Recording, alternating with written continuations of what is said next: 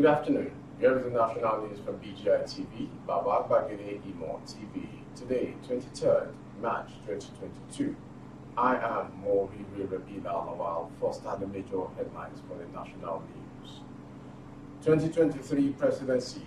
Why I am against Tinubu becoming president for the George. Customs police disagree over rice smuggled in police van. Gridlock as fire raises shops under Akpobo Bridge in Lagos.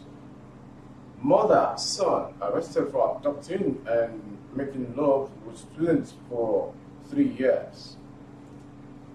Kaduna attack. Police confirmed 34 killed, 200 houses burned, curfew stays. Ozinos Momo test offend punch investigation show cow hide meat processed with tires, plastic unsafe for human consumption. Now the news in detail.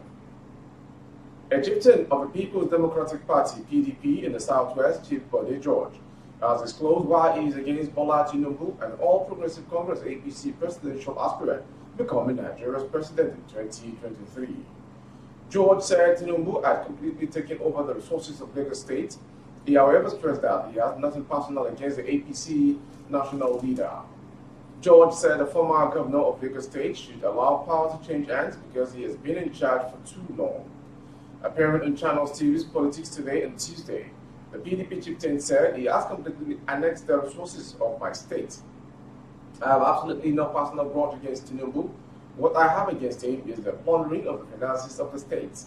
Which country will have the Internal Revenue Service and will now set up a company solely owned by him and his cronies, collecting the taxes of the people on behalf of the Internal Revenue Service? How? This doesn't make any sense. This fellow has plundered and mismanaged the finances of the state to a stupor that calls for attention.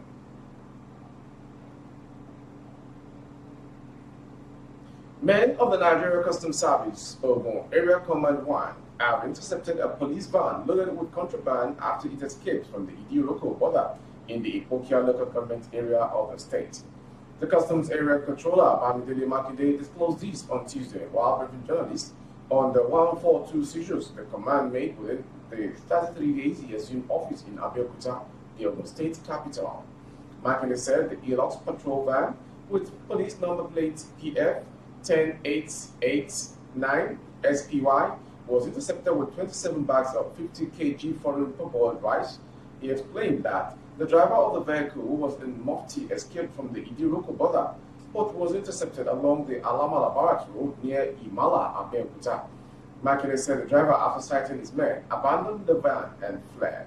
The controller said, though he could not authoritatively say the vehicle belonged to the police, he posited that the number plates on the van with siren confirmed the claim.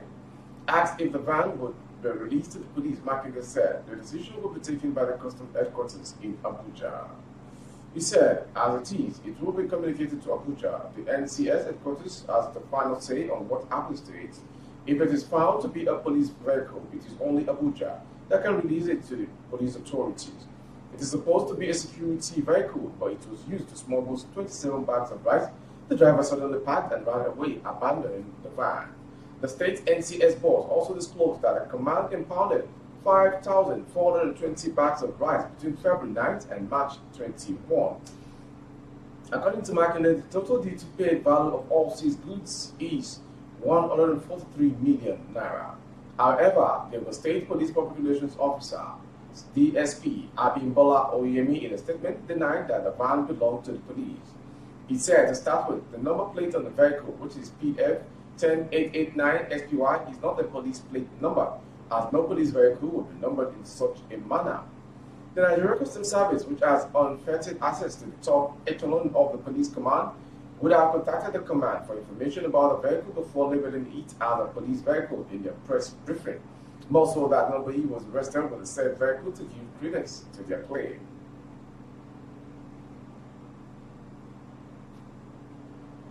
Fire on Wednesday gutted shops under the Akpobo section of the Ekiti Bridge in Lagos State.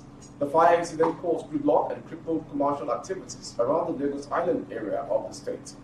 Though the cause of the fire accident could not be ascertained at the time of filing this report, it was learned that goods worth millions of naira were destroyed by the inferno. Traffic from Eco Bridge has been rerouted to Ekiti to link Inner Marina. Men of fire service and other security agencies are still on the ground. Therefore, CMS Bridge and Eco Bridge inward, outward Akobon is closed to traffic at the moment, Lagos State Traffic Management Agency tweeted. From Lagos State to Ekiti State, the police in Ekiti State have rescued a girl who was abducted in Ekiti, the state capital, 3 years ago on her way to an extramural lesson in preparation for a secondary school examination. The victim, who was 15 years old when she was kidnapped in March 2019, was however carrying an 8-month pregnancy when she was rescued on March 15, 2022. The State Commissioner of Police, Tunde Moboyo, in a statement by the Police Public Relations Officer, Sunday Abutu, on Tuesday said the police had arrested a woman, Felicia, and her son, Adeomi, in connection with the incident. The statement read, investigation revealed that the victim was lured by Adeomi into his mother's house on the fateful day she left home in 2019 and drugged. The victim revealed that after consuming the drug given to her by Adeomi, she could not remember to go back home. She stated that she is now a drug addict due to the amount of drugs consumed within the period of 3 years. According to the victim, Adeomi had a series of sexual intercourse with her and on many occasions gave her to different men who had sex with her and paid in amounts ranging from 10,000 naira to 20,000 naira. Each time, he did not have money. Further investigation revealed that the victim is about 8 months pregnant but had not been registered in any health care center or visited any hospital for antenatal care. The police stated that the victim had, however, been taken to the Ekiti State Sexual Assault Referral Center at Ekiti for medical attention. On how the teenager was abducted, Abutu said, sometime in March 2019, the victim left home for an extramural lesson in preparation for her SSCE, but did not return home, which was unusual of her.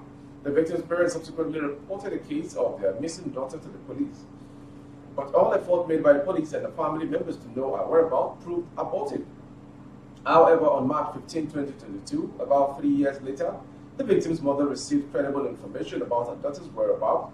She then alerted the Command's Juvenile Welfare Center of the State Criminal Investigation Department, which then swung into action and traced the missing girl to the house of one Felicia. The victim was immediately rescued, while Felicia and her son, Adeomi, were arrested for further investigation. During interrogation, Adeomi confessed to the crime and will be charged to court alongside his mother for conspiracy to with abduction, rape, and child exploitation.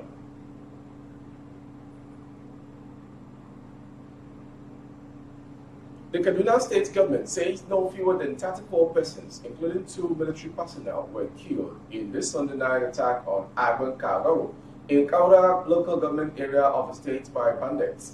The State Commissioner for Internal Security and Home Affairs, Samuel Anua, who made the confirmation on Tuesday, said 4 locations of Sunjay, Agban, Katanga, and Kadako, all within the Kaguru chiefdom, were attacked on Sunday night. The commissioner said over 200 houses and 32 shops were burnt during the attack, while 3 vehicles and 17 motorcycles were vandalized. He added that 7 persons sustained injuries during the attacks and are currently receiving medical attention in an undisclosed hospital. According to him, the 24-hour curfew slammed on Jema and Kaura local government areas in the wake of the attack is still in force. Adding that the curfew is meant to check further breakdown of law and order in the affected areas. The commissioner quoted the state governor, Nasser El-Rufai, as condemning the attack, just as he condoled the families of the victim as well as the military authorities over the death of the 2 personnel. Arunwa identified those killed during the attacks to include Angelina Aboy, Godia Ilya, Peace Ilya, Stephen Emmanuel, Patrick Pius, Wabna Ishaya, Philip Joseph, Godwin Latong, Abba Chawe, and Nancy Luca. Others, he said, are Sophia Luca, Elsie James, Daniel Sofa, Geoffrey Ado, Bala James, Henry, Dauda Augustine, Ilya, Elmia Michael. They also include Murna Luca, Monday Uki, Ruben Kumei, Zilet Gudak. The commissioner said the security agencies have reported to the Kaduna State government that after search operations and detailed checks, 34 people have been confirmed dead following Sunday's attack in Kaura local government area. According to the report, 4 locations were attacked by unidentified assailants: Sanjay, Agban Katanga, Kadamko, all within Kagoro Chiefdom of Kaura LGA. One Mrs. Abigail Joshua from Aden community is currently missing. And the last story for the national news. Laboratory tests on more samples have revealed that cow hides roasted with ties and plastic are unsafe for human consumption and pose severe health risk. The air over Agege Abattoir, one of Lagos' busiest and biggest houses, in stick with strong, chunky acid smell. Last year, this reported paid a visit to the abattoir to investigate the processing of pomo, a popular Nigerian delicacy. Last week, when he paid a return visit, the air was still thick with the poisonous soot he breathed during his last visit. The soot was emitted by the bonfire of plastic and teak sticks that pomo traders used to roast cow hides at the abattoir. The smell of the soot makes me feel irritated. I spit constantly and occasionally vomit when I smell it. But I have been trading in the community for about 5 years, so the smell is now normal to me. A trader who does not want our name mentioned said, our daughter, about 2-year-old, was seen sleeping in a shop located on Wasiu or Laufe Road, popularly called Agrigo or Koba, in the Ifakonjai area of the state. That was the national news from BGI TV. Thank you for watching. But before we go, a quick recap of the headlines once again. 2023 presidency. Why I'm against Tinubu becoming president? Bode George.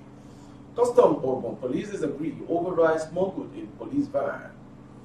Gridlock as fire raises shops under Akpokpon Bridge in Lagos. Mother, son arrested for abducting, raping Ekiti as a street student for 3 years. Kaduna attack, police confirm 34 killed, 200 houses burned, curfew stays. Poisonous bomb test affirm, Punch investigation show cow Aid meats processed with tires, plastic unsafe for human consumption. For more updates on our YouTube channel, the handle is Bduct TV. Kindly subscribe and click on the notification bell and select option all for you to access our broadcast. On Facebook, Bagide Imo with Alawiye Adebayo. Please like and follow the page. On Instagram, Bagide Imo_22. For other placement of goods and services, coverage of event and function, both outdoor. The phone number you have on your screen is the direct line to call, strictly for advert placements only. Thank you for watching, and we appreciate all BGI TV families all around the world for celebrating Baba Ede Imo himself yesterday. God bless you. May we all have celebrations tonight. Oh, na, na, na. If you want to know what's going on in city, or you want to listen to the latest news and gist, no stress, oh, just tune to BGI TV. BGI TV, you're one in a million.